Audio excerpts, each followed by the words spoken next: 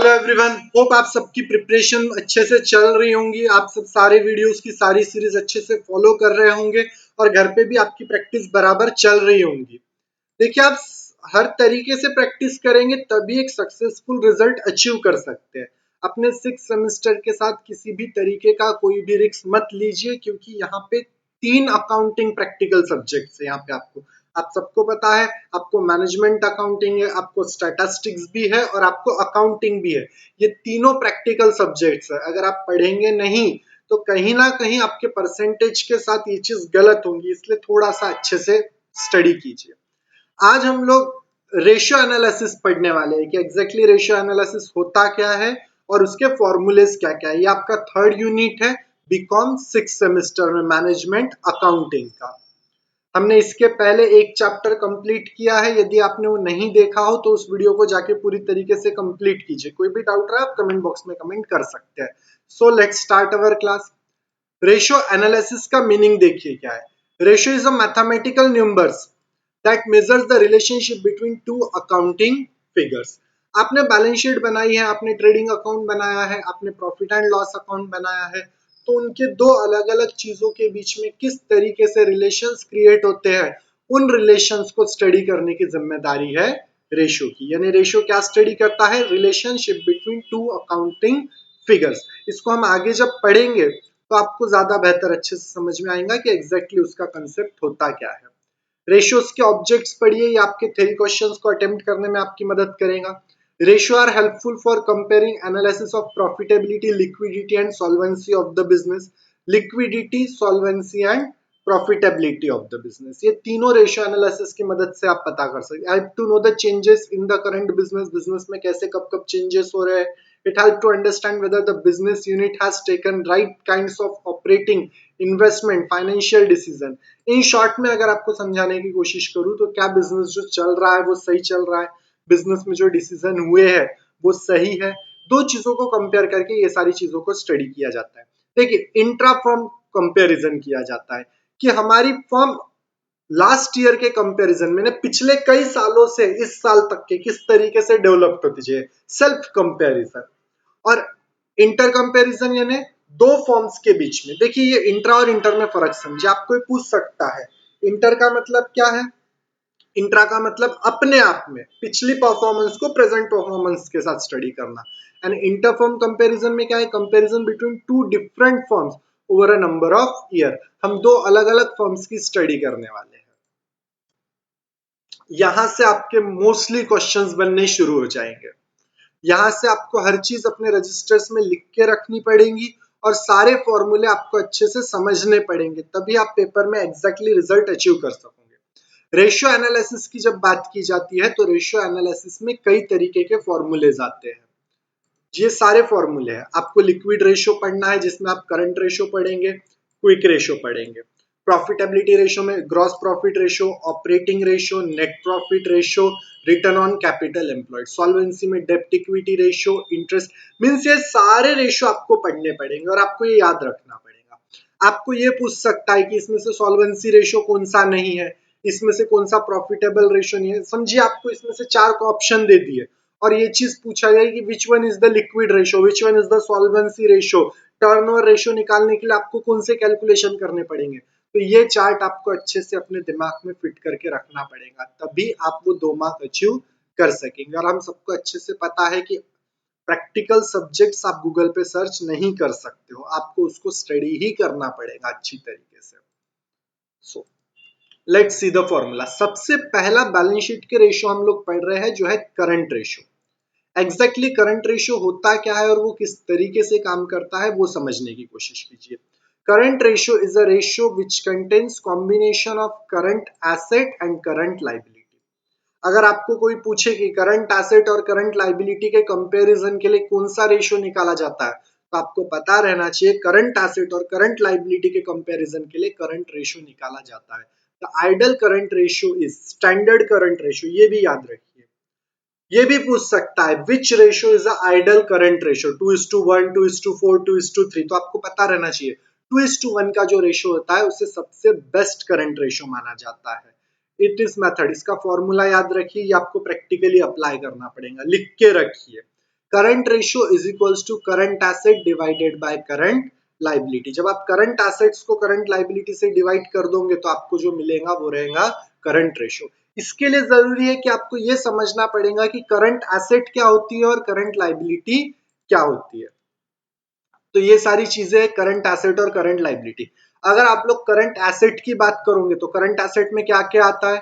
Sundry debtors, loose tools, bill receivable, cash in hand, cash at bank, investment, short term loan and advance, stock and inventory and prepaid expenses. इतनी सारी चीजें current assets के example में आएंगी। और current liability में क्या क्या आता है? Sundry creditors, bill payable, bank overdraft, income received in advance, short-term loan, provision for taxation, outstanding expenses and unclaimed dividend। इतनी ही बातें लोगे। इसके अलावा यदि कोई भी टर्म दिया जाता है तो वो आपके करंट रेशियो को कैलकुलेट करने के लिए इंपॉर्टेंट माना नहीं जाएगा। देखिए शॉर्ट आंसर 2-2 मार्क के जब क्वेश्चन पूछता है ना तो उसमें कंफ्यूजन बहुत रहता है, इसलिए आपको सारी चीजों को बेसिकली समझना बहुत ज्यादा जरूरी हो जाता है। फिर अब बात करेंगे हम लोग लिक्विड रेशियो की। लिक्विड रेशो को ही दूसरा नाम क्या है? क्विक रेशो और या फिर एसिडिक टेस्ट रेशो। तीनों नाम याद रखिए। ये भी पूछा जा सकता है what is the another name of liquid ratio. हर छोटी से छोटी बात को याद रखने की कोशिश कीजिए। देखिए ये क्या होता है? The ratio of quick asset to current liability is called as ratio और एसिडिक रेशो। क्विक एसेट का कंपैरिजन किसके साथ किया जा रहा है? करंट लाइबिलिटी के साथ, यानी लिक्विड एसेट को डिवाइड किया जाएगा करंट लाइबिलिटी के साथ। अब ये सवाल दिमाग में आना जरूरी है कि लिक्विड एसेट क्या होता है, तो वो भी समझिए। The asset which can be converted into cash immediately at a short term notice is called as liquid ratio और क्विक रेशियो। वो जो जल्द से जल्द शॉर्ट पीरियड में कैश में कन्वर्ट की जा सकती है उसे लिक्विड रेशियो बोला जाता है। All assets including except stock and prepaid expenses are considered as quick asset। जैसे कि देखिए ये जो चार्ट है ये पूरे के पूरे क्या है? करंट एसेट है। लेकिन इसमें से दो चीजों को छोड़ दो। कौन सी दो बातें को छोड़ना है? एक तो स्टॉक को क्रॉस कर दो और दूसरा प्रीपेड एक्सपेंसेस को क्रॉस कर दो। ये दोनों बातें अगर आप छोड़ दोगे तो बची हुई जितनी बातें रहेंगी ऊपर के पूरे, ये पूरे आप लोग क्विक एसेट में गिन सकते हो। होप आपको ये चीज समझ में आई होंगी कि क्या फर्क है करंट एसेट में और लिक्विड एसेट में। इतना ही फर्क है कि करंट एसेट सारे टर्म्स को इंक्लूड करता है लेकिन लिक्विड एसेट में स्टॉक एंड प्रीपेड एक्सपेंसेस को गिना नहीं जाता है। और इसका आइडल रेशियो कितना है? 1:1 का। नोटिंग याद रखिए जो सबसे इंपॉर्टेंट है, prepaid expenses, advance taxes etcetera are excluded. Excluded का मतलब ये चीजें लिक्विड एसेट्स में गिनी नहीं जाती है because they can not be converted into cash. Stock is executed because it is uncertain as when and how much it will release. क्या बोला है? जो आपने एडवांस दिया अब आप उसको वापस नहीं ले सकते तो वो कैश में कन्वर्ट नहीं हो सकता, इसलिए उन सारी चीजों को गिना नहीं जाएगा। और स्टॉक को क्यों नहीं गिना जा रहा? क्योंकि वो स्टॉक कैश में कन्वर्ट हो सकता है लेकिन वो कब बिकेगा कब नहीं बिकेगा इसकी गारंटी नहीं है ना, कितना बिकेगा, इसलिए उसको भी एक्सेप्ट नहीं किया जाएगा। इसी के साथ सबसे इंपॉर्टेंट चीज आपके लिए है फॉर्मूला याद रखना। लिक्विड रेशियो का फॉर्मूला है current asset minus inventory minus prepaid expenses divided by current liability. या फिर ये दूसरा फॉर्मूला याद रखिए, liquid ratio is equals to liquid asset divided by current liability. हमने अभी देखा, ये हर फॉर्मूला लिख कर रखिए क्योंकि पेपर के टाइम आपको प्रॉब्लम जा सकती है। लिक्विड एसेट्स कैसे फाइंड आउट करेंगे? करंट एसेट्स में से आप लोगों को स्टॉक और प्रीपेड एक्सपेंसेस माइनस करना है। तो आपको करंट एसेट माइनस, जब स्टॉक प्लस प्रीपेड एक्सपेंसेस इतनी चीजें माइनस करेंगे तो लिक्विड एसेट मिलेगा। लिक्विड एसेट में क्या क्या चीजें आती है? कैश आता है, cash at bank, debtor, bill receivable, marketable securities, इतनी चीजें। और लिक्विड लाइबिलिटी में क्या क्या आता है? लिक्विड लाइबिलिटी में सारी करंट लाइबिलिटी प्लस करो और उसमें से बैंक ओवरड्राफ्ट और एडवांस रिसीव्ड को माइनस करो। ये आपको याद रखना पड़ेगा। आप इसे अच्छे से लिख के रखेंगे, 2 बार पढ़ेंगे तो आपको समझ में आ जाएगा। करंट एसेट में क्या करना है, लिक्विड एसेट निकालते समय करंट एसेट्स में से स्टॉक और प्रीपेड एक्सपेंसेस को माइनस करो तो लिक्विड एसेट मिलेगा। या फिर ये दूसरा फॉर्मूला, दोनों में से कोई एक फॉर्मूला अप्लाई करो, या तो वो माइनस वाला या तो ये जो दूसरा दिख रहा है ये प्लस वाला।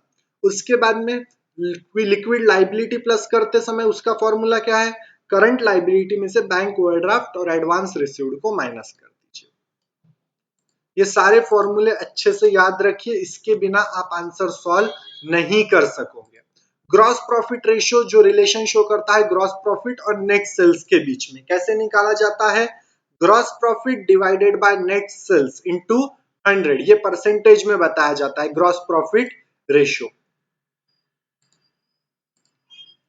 ग्रॉस प्रॉफिट रेशियो निकालते समय आपको किन दो चीजों की जरूरत है, एक तो नेट सेल्स और एक ग्रॉस प्रॉफिट। देखिए फॉर्मूला याद रखिए, क्या क्या चीजें चाहिए, एक तो ग्रॉस प्रॉफिट चाहिए और दूसरा नेट सेल चाहिए। तो ग्रॉस प्रॉफिट कैसे निकालोगे, ग्रॉस प्रॉफिट निकालना है आप लोगों को तो net sales minus cost of goods sold कीजिए तो आपको ग्रॉस प्रॉफिट निकलेगा। और कॉस्ट ऑफ गुड्स सोल्ड कैसे निकलता है, opening stock plus purchase plus direct expenses minus closing stock.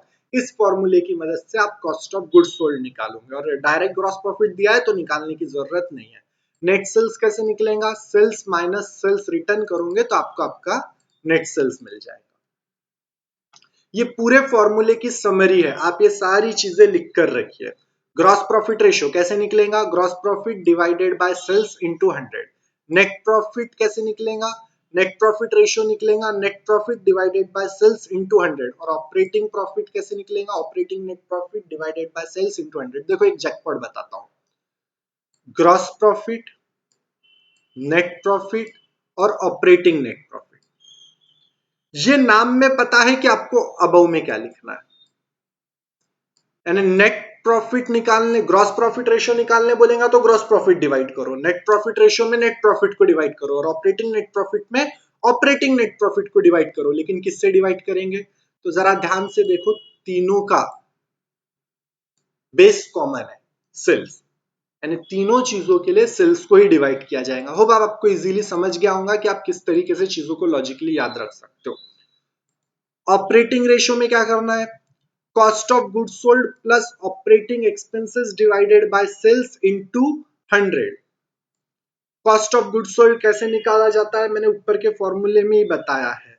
Stock turnover ratio, यहां पे देखिए यहां सेल्स नहीं है, cost of goods sold divided by average stock करोगे तो आपको स्टॉक टर्नओवर रेशियो मिलेगा। और एवरेज स्टॉक कैसे निकाला जाता है, opening stock plus closing stock divided by 2 करोगे तो आपको आपका एवरेज स्टॉक मिल जाएगा। Expenses ratio, operating expenses ratio में operating expenses divided by sales into 100।